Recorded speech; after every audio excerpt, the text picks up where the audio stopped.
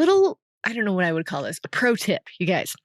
I actually pay my teenagers to read books, and each book is different. Like if it's really meaty, I might go up to like $40. No kidding. But if they're simple and I just want them to absorb it, it might be $20. But that's like half tank of gas, or whatever they want to do with it. But I'm not sure what you call it, but the experts are doing it, not me. And so I was like, you know what? I'm going to do that. And it is a way to get my son to listen to some books I think will make a difference in his life. My daughter loves to do it because I don't know, she's driven like that, but it does help sweeten the pot. So if you want to borrow it, it wasn't my idea, but it does work. It totally works.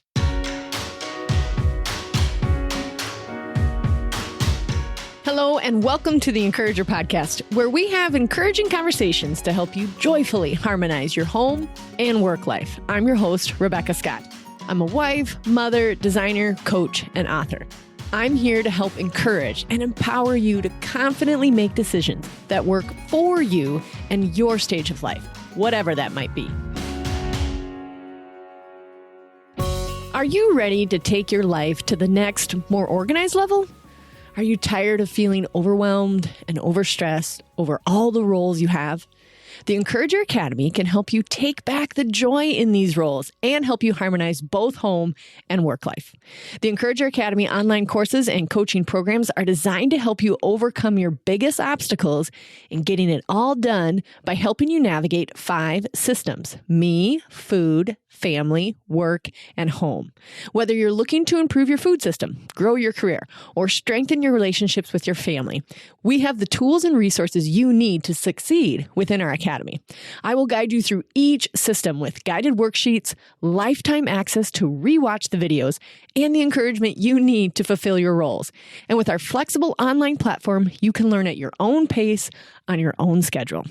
Here are just a few of the benefits of joining the Encourager Academy: lifetime access to rewatch the videos and the guided worksheets, proven strategies and techniques for overcoming overwhelm and general fatigue with all your roles, practical tools and resources for improving all your systems no matter how much or how complicated, and flexibility to learn and grow on your own schedule from anywhere.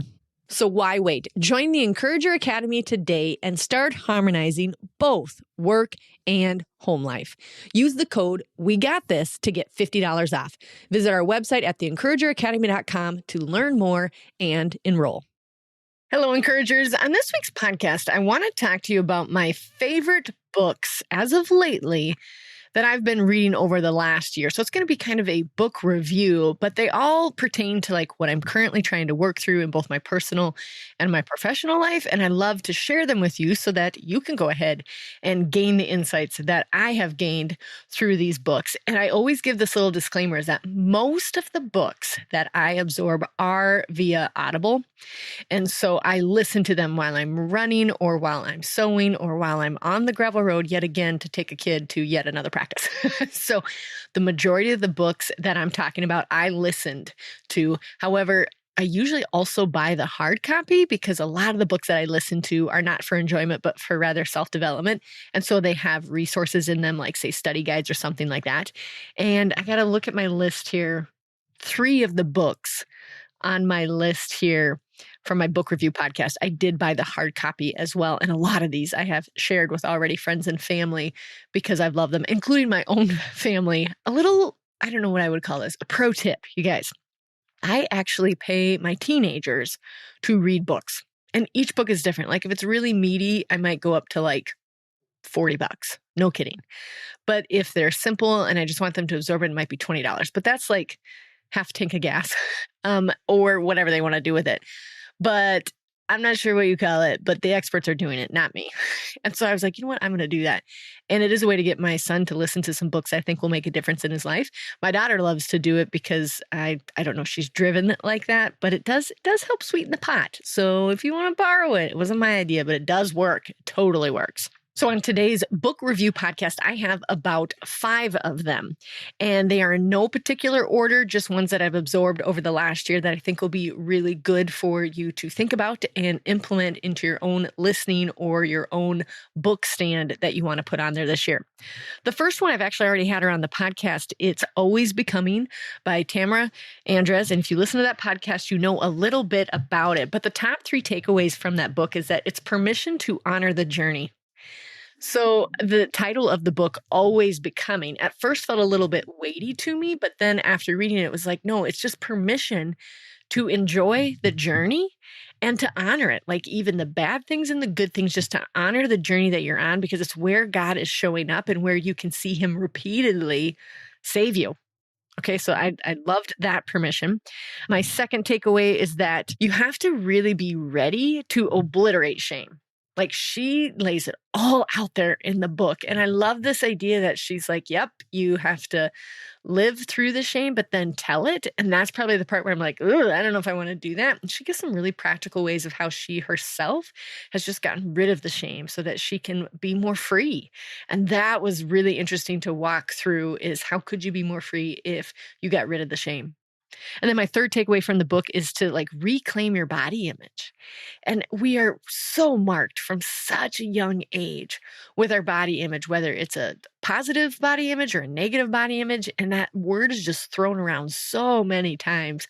And I love her definition of body image and how to reclaim it so that it glorifies God. It was just a really good breakdown for my 14-year-old self. So I highly encourage getting her book, Always Becoming by Tamara Andres, because it walks through those key takeaways: is permission to honor the journey, permission to get rid of the shame, and then also how to reclaim your body image. The second book, I love this author. You guys have heard me talk about him probably several times within my community, is All It Takes Is a Goal by Jon Acuff. You guys, this author is so funny. He is so funny. He's so easy to listen to, and you can totally listen to him with your spouse and your kids in the car. This is a book that I paid both of my teenagers to read. They had a ton of takeaways. I always make them do a little book review. Sometimes it's written, most times it's just on a car ride, hey, give me your top 3 takeaways. But Jon Acuff is just a really good author, and his books are very practical. You can take action on them after every chapter. After every chapter, there's actionable advice from his podcast, but also from his book. So All It Takes Is a Goal is a book I absorbed while I was training for the half marathon. And every time I would have to stop the run or use my Otter app, which I totally recommend you guys, and record a couple of thoughts or email me some of the action plans that he has laid out in this book. So that's how actionable it is. Every chapter you can do something. And I think that's really valuable. The top 3 takeaways that I got away from it is to set the bar for your goal 6 inches from where you are. And that's that idea of we set these big goals, which, guys, by the way, I set huge goals. You know this, but I get a little discouraged in the middle. I get a lot discouraged in the middle. And his thing was just set it 6 inches from now. You can have your big goal, but what is the breakdown of that goal? Just 6 inches, meaning the next rung on the ladder. Okay, isn't that interesting? So just set it 6 inches from now instead of going to the top of the ladder. You're not going to be heroic and go from the bottom to the top, but you could probably go to the next step or the next 6 inches. My second takeaway from his book, All It Takes Is a Goal by Jon Acuff, is that to consider what you can control when you're setting your goals. There are goals that you'll set that you don't control what that outcome is. You can show up with the little mini steps and even the medium steps to get there, but ultimately sometimes your results you can't control. So what part of the goal can you control? And he gives a ton of good examples. You can't control when your neighbor is going to go for a walk with you. If your goal is to walk 5 times a week with your neighbor, you can't control his schedule, but you can control how many times you call him or her to go for the walk. So what are the things out of your goal that you control, and then leave the rest to just your overarching goal? I really like that kind of reversal thought of it, is okay, what can I control in setting this goal and aiming for that?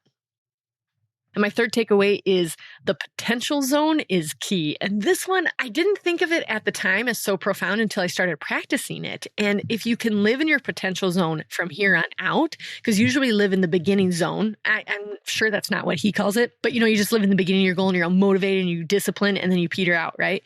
Or you're towards the end of the goal and you complete it, but what about all that middle? And that middle is called the potential zone. And if you can stay in that zone, you're more likely to complete your goals and then again start new ones. So he gives a ton of advice on how to stay in that potential zone. For myself personally, I've been using my resource that's available for free on our website, theencouragerpodcast.com. Click on the resources tab. And it's the one called the Habit Tracker. And it's, you guys, you can get these anywhere. Ours is really simple. Just download it right there and print it. And I write down my goals on the left-hand side. And then I get to put little X's for every day that I did something towards that goal. So again, that's what I can control. Like, what kind of actions did I take towards that goal?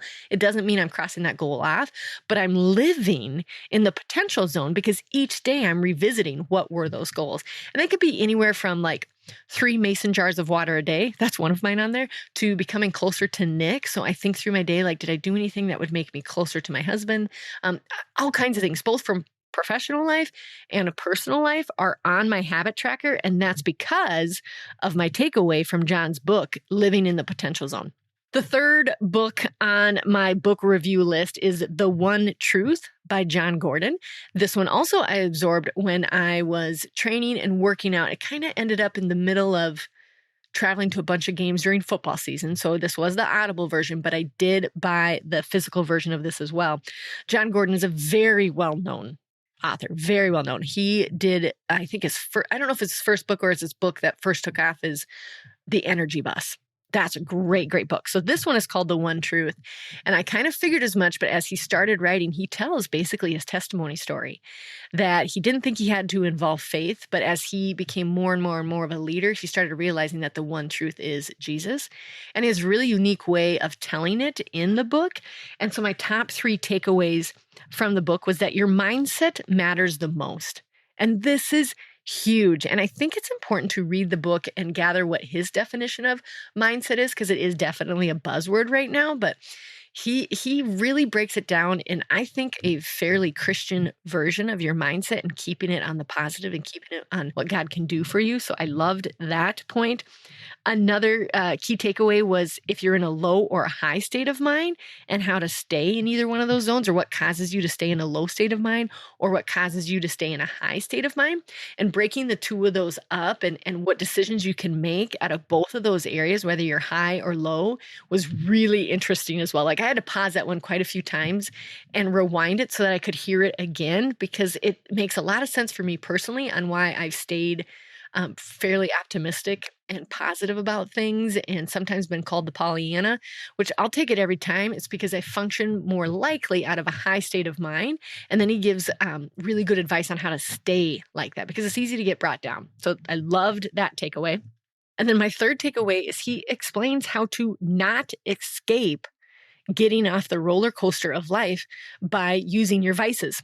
Now, the vices could be terrible, like smoking and drinking and all the things, right? It could be all these bad vices. But what he is saying is that we tend to go to those vices when we're on this roller coaster of life and we get to a dip and we're like, I got to bail because I don't know what the next turn is going to bring.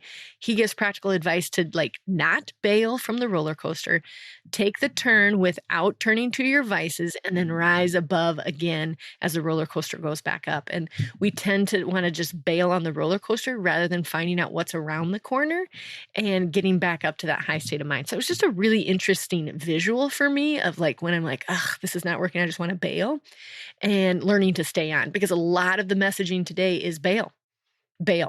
And I don't think that's fair. So I want to stay on the roller coaster, and he helped explain how to do that. Hey, encouragers, are you tired of feeling overwhelmed by information overload? Do you crave clarity and purposeful progress? Less of a fire hose and more of a slow drip? Let me introduce you to the Clarity Blueprint membership community. It's a place where women just like you gather to transform their lives from chaos to clarity. We take purposeful steps each month so you can see results and not get overwhelmed. Imagine this: twice a month, you'll join a supportive group of like-minded women on a journey to make progress in smaller, more edible bites than another huge commitment of time or energy. Our sessions are designed to help you cut through the noise, set meaningful goals, and take actionable steps toward progress. Think of it like your podcast listening with additional support. You'll get access to our monthly calls, worksheets, videos, guest speakers, resources, and a fun community that's cheering you on every step of the way. Say goodbye to overwhelm and hello to purposeful progress immediately. We promise to keep it simple yet impactful and very affordable.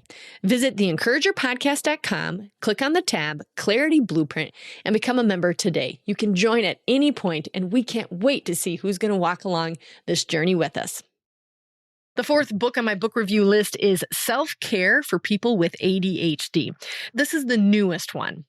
I'm still debating for myself if that is the case, and I have not taken any tests to find out if I myself have the ADHD. There was a lot of things in the book that clued me into there could be some possibilities, and I will, of course, share it with you guys if that is the case. I have to do a little bit of self-reflection there first because it's a big thing to come out with. But I started realizing on my Instagram feed that a lot of things were being pitched to me, probably because I'm their target market, was that women in their late 30s and 40s were being underdiagnosed as kids with ADHD because they tended to look over the female and only make it about males, which big surprise, right? And it was more obvious in the males than it was in the females. And so a lot of people are being diagnosed with it later in life, or they're developing it later in life. And so I was really interested about it. So I downloaded the book, Self-Care for People with ADHD, and I listened to this one on the way to trips when I was doing the shows for my purse business for Becca Scott Designs. And I couldn't help but think, I was like, whoa. That one was totally relatable. Some I was like, that is not relatable, but it's just 100+ ways to heal the brain. So my key takeaway was that if that is the case, and again, disclaimer here, I have not been tested yet. I haven't went down that route yet, but I am not opposed to it.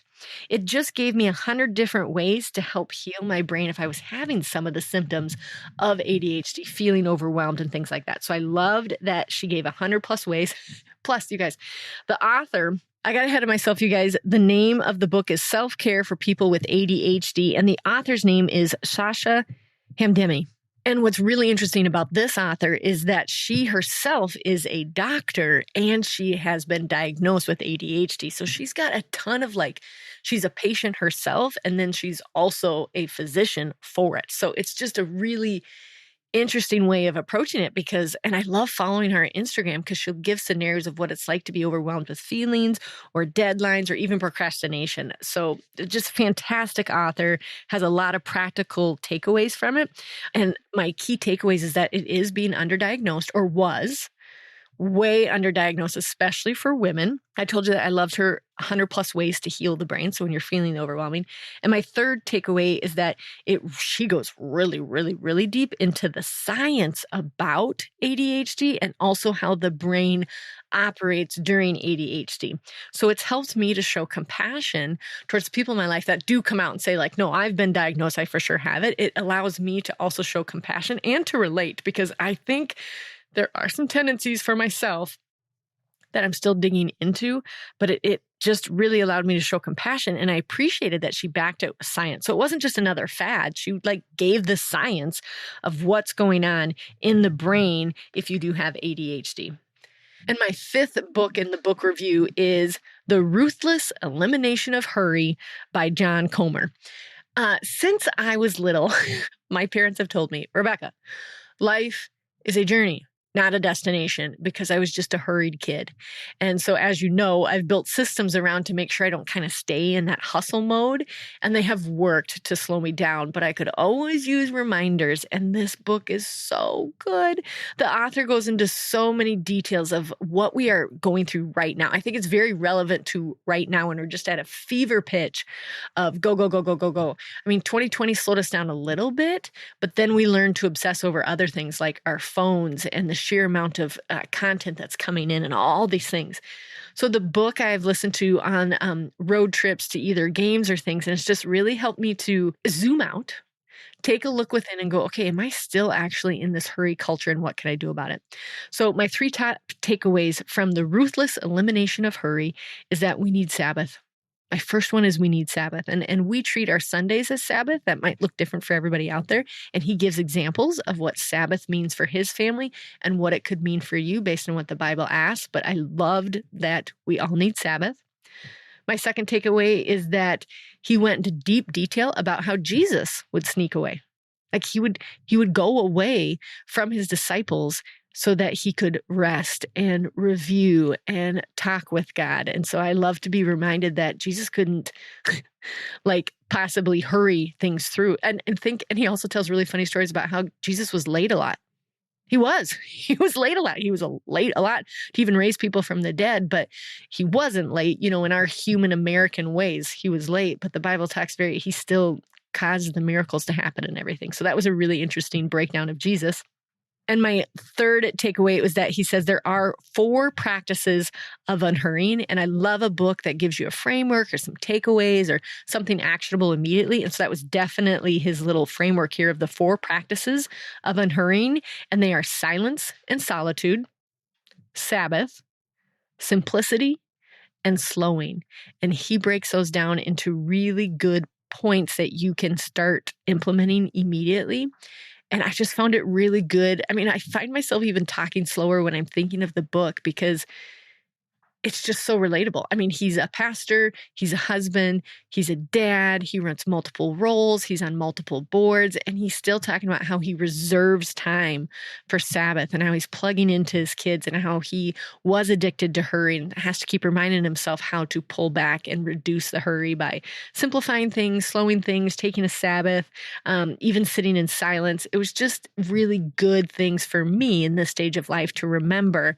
We have to get rid of the hurry so that we can just be more present in our current lives. So that was short and sweet, you guys. Those are my top 5 books that I've currently been absorbing, and I wanted to make sure I got them out to you guys. We do have all of these books listed, of course, in our Amazon affiliate link. So if you're interested in these books, please use that. It helps support the Encourager. And if you would do me a favor, if you loved this podcast and there was something shareable, or maybe it's the ADHD or somebody, a loving sister that's hurrying in your life or anything that you would like, please share this along with your friends and family who maybe want to read the book alongside of you. That would be fantastic. We love the ratings and reviews. They help me know how I'm doing on a silent microphone by myself. So I love to read the reviews and that it is making a difference. Happy reading or happy listening, Encouragers. Until next time, we got this because he's got us. Thanks so much for tuning in. If the Encourager podcast has helped or encouraged you in any way, please subscribe to the show and leave a 5-star review. And then help us spread the message of encouragement and hope by sharing the podcast with others. Until next time, Encouragers, we got this.